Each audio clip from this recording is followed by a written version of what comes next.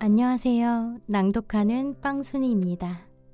제가 오늘 여러분들에게 낭독해 드릴 책은요. 이남경 아나운서님께서 쓰신 직장인 말하기의 모든 것입니다. 사회생활, 직장생활을 하다 보면 필연적으로 수많은 사람들과 소통을 할 수밖에 없잖아요. 그런데 그 기본적인 소통이 어려운 적이 있으셨나요? 저는 사실 그게 업무보다도 더 어렵다고 느꼈던 적이 많았어요. 심지어는 코로나19 사태로 인해서 제가 재택근무를 시작하고 나서 출근을 안 하고 이제 화상으로 일하는 것이 너무너무 좋을 정도로 저는 업무보다 이 소통에 대한 어려움이 있었거든요. 여러분들은 어떠신가요? 저는 그래서 이 책이 너무너무 많이 도움이 됐고요. 한 번 아니라 여러 번 읽고 배우고 또 적용해 봐야 할 책이라고 생각했습니다. 그렇다면 책 속으로 들어가 보겠습니다. 고고싱!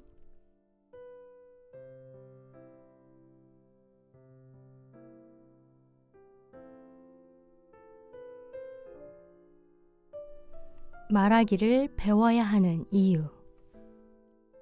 우리는 자신이 태어난 곳에서 모국어를 배우고 의사소통하며 자신을 표현하고 사람들과 관계를 맺으며 살아간다. 그러나 우리는 바벨탑을 지었던 사람들처럼 같은 언어를 사용하고 있어도 서로 말이 안 통해 답답한 상황을 맞이하고 있다.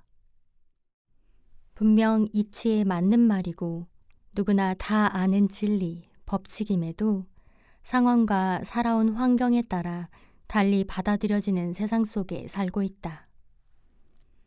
말은 구조가 있고 사회적으로 약속된 의미가 있고 우리는 그 약속을 지키며 살고 있기 때문이다. 그래서 제대로 의사소통을 하기 위해서는 바람직한 말하기가 필요한 것이다. 어떻게 말해야 서로 의사소통이 잘 되고 행복한 커뮤니케이션을 할 수 있을까? 대화에서 상대방에 대한 배려는 기본. 배려라는 단어를 한자풀이를 해보니 짝배, 생각하려로 이루어져 있다. 짝을 생각하는 마음으로 해석된다. 어떤 환경에 있든 상대방을 생각해주는 마음이다. 앞서간 사람이 뒤에 오는 사람을 위해 문을 잠시 잡아주는 행동이나 대화를 할 때 상대의 이야기를 잘 들어주고 반응을 적절히 보여주는 것도 배려의 행동이다. 배려는 둘 사이를 아름답게 만들어주는 마음이다. 상대방의 마음 읽기에서 출발한 배려를 통해 서로를 존중하는 대화를 이어가자. 존중과 예의를 갖추자. 대화할 때 기본은 상대를 존중하고 예의를 갖춰서 배려하는 것이다.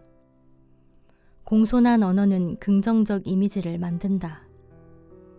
아리스토텔레스가 말한 설득의 3가지 요소 중에 에토스가 있다. 말하는 사람의 도덕적 인격, 인품, 가치관, 개성 등을 의미한다. 우리는 상대를 배려하고 존중하는 말을 하는 사람을 인격적인 사람이라고 판단한다. 스피치 능력을 키운다는 것은 단순히 말재주를 배운다는 것이 아니라 자기가 한 말에 책임을 지는 전인적 인간이 된다는 것을 뜻한다. 신언서판이라는 말이 있다. 사람을 판단하는 중요한 기준을 말하는 것으로 신체, 말솜씨, 글솜씨, 판단력을 뜻한다. 말은 자신의 의견을 타인에게 효율적으로 전해주기도 하지만 자신의 인격과 말하기 능력을 보여주기도 한다. 오바마 아웃을 외치며 쿨하게 임기를 마친 오바마는 퇴임 후 지지율이 60%를 육박하며 부러움의 대상이 되었다. 오바마는 특히 부통령 바이든과는 나이 차이에도 불구하고 허물없이 친근하게 지내는 모습이 세계인들에게 각인됐다. 리더의 겸허하고 격이 없는 자세, 상대를 배려하는 인간적인 매력은 오래 기억된다. 우리는 나이 어린 학생을 보면 무조건 반말을 하는 경우가 있다. 야, 너 집이 어디지? 학교 어디 다녀? 와 같이 다짜고짜 반말을 한다. 이런 말을 들은 학생들은 부정적 반응을 드러낸다. 자식 같아서 그런다는 핑계는 이제 옛 문화다. 음식점에서 종업원들에게 반말을 던지는 것 또한 부적절하다. 오히려 정중하게 주문하고 서비스에 감사를 표할 때 당신의 인격도 더욱 빛나 보일 것이다. 서로 자신의 의견만 이야기하면서 상대방이 이해가 안 되는 말만 한다고 답답해한 적이 있을 것이다. 이것은 일방통행식 대화의 태도이다. 상대에게 자신의 뜻을 제대로 전하려면 일방적으로 말을 해서는 안 된다. 상대는 이 세상에 단 한 명으로 존재하는 사람으로 인식하고 상대가 처한 환경을 이해하며 설령 그와 나의 의견이 달라도 그의 인격을 존중해야 한다. 무슨 일이 있겠지. 그랬구나. 하는 역지사지의 마음으로 상대를 이해하려고 노력해야 한다. 상대가 나를 이해 못한다면 그 이유를 자신에게서 찾아라. 듣는 사람의 잘못이 아닌 말하는 사람의 잘못을 바로잡는 것이 대화의 기본인 배려이다. 듣기를 잘하면 상대의 마음을 이해할 수 있다. 무조건 상대방의 말에 귀를 기울이면 대화를 잘 이어갈 수 있을까? 이 부분에 대해 진지하게 고민해 볼 필요가 있다. 말하는 방법, 즉 화술이 좋은 사람은 많지만 말을 잘하는 사람은 많지 않다. 여기서 이야기하는 말을 잘하는 사람이란 말로 상대방의 마음을 어루만져주는 사람일 수도 있고 말은 툭툭 내뱉어도 속내는 따뜻한 사람일 수도 있다. 말을 잘하는 사람과 말은 잘하는 사람 중에서 우리가 지향해야 하는 쪽은 전자일 것이다. 단순히 하고자 하는 말을 잘 전달하는 사람이 아니라 상대의 마음을 터치하는 사람이 진정 말을 잘하는 사람이기 때문이다. 결국은 대화를 나누는 상대방의 마음에 무언가가 전달되어야 한다. 상대방이 진정으로 원하는 것이 무엇인지 파악하는 것이 소통의 시작점이다.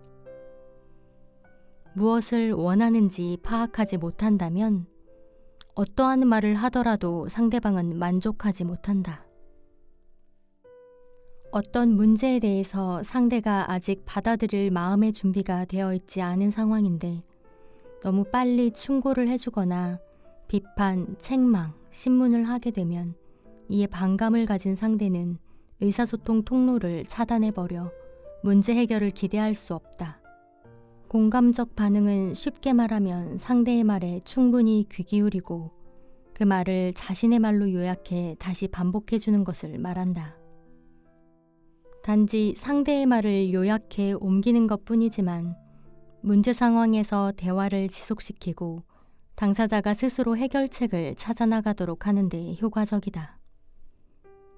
상대의 말을 요약하며 나아가 상대의 말에 공감해주면 닫혀있던 마음의 문이 열리며 상대의 시야를 살짝 트이게 해줄 수 있다. 우리는 들어서 상대방의 마음을 알고 이해한다.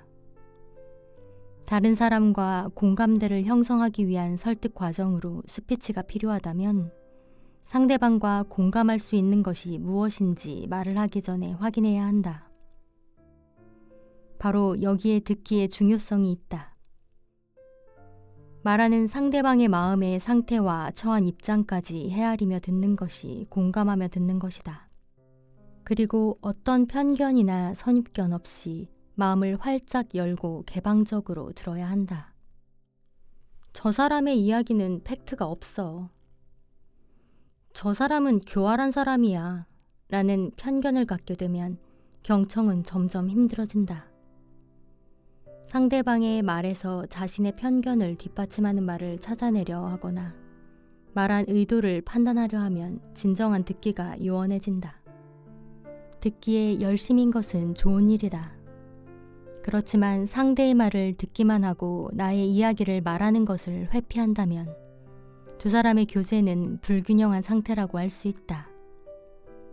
하버드 대학 마틴 화이트 사회학 박사는 인간관계의 소통의 유형을 3가지로 분류했는데, 첫째는 상호 이탈로 상대방의 정보를 소통의 기초로 두지 않고 자신이 하고 싶은 말만 하는 것이고, 둘째는 불평등으로 대화의 내용이 말을 하는 화자 중심으로만 구성되어 듣는 사람이 정보와 지위 측면에서 수평적인 입장이 안 되는 것이다. 셋째는 상호 의존으로 나와 상대방이 균형 있게 자신의 가치관을 이야기하고 서로 열정적인 반응을 해주는 것이다. 이 중 상호 의존이 가장 좋은데 잊지 말아야 할 것은 적당한 자기 노출이다. 자기 노출은 소통 과정에서 부정적인 관점도 포함해 서로 진정한 마음으로 가치관, 감정, 소신을 말하는 것이다. 자기 노출은 서로에 대해 이해할 수 있게 해주고 응원하고 심리적인 지지를 통해 깊은 감정 교류를 하며 서로의 관계 발전을 진척시킨다.